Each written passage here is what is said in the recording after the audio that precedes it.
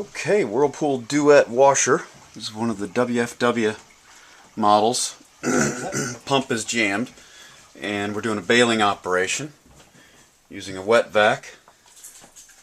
And we're going to get the water out of it. We'd run it a minute ago. The pump hummed, but was not moving at all, so suspect that the impeller is jammed. Once we get the water out, we'll be able to open the pump and get in there and feel around the impeller. So the water's out, looking in the pump volute. And I don't know if that shows, you can barely see something dark down at the bottom, and the impeller, you can hear it. There's something rattling around in there, maybe a rock. But the impeller was at first jammed until I moved it with my finger. There's a chance it would flush out.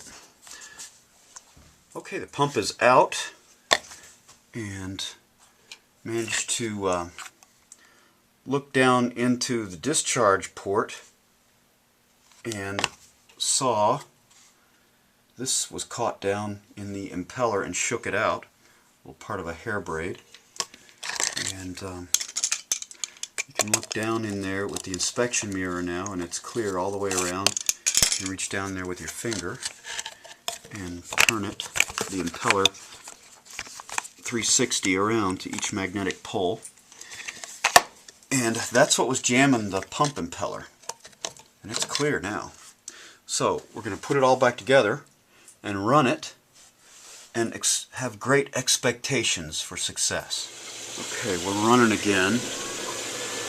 Getting water into the tub. Checking for leaks here. Getting the connection at the drain pump with the drain. We're going to see the drain hose in a minute after the drain pump kicks in. Okay, so we had it filled with water. It was tumbling, and the drain pump is now running,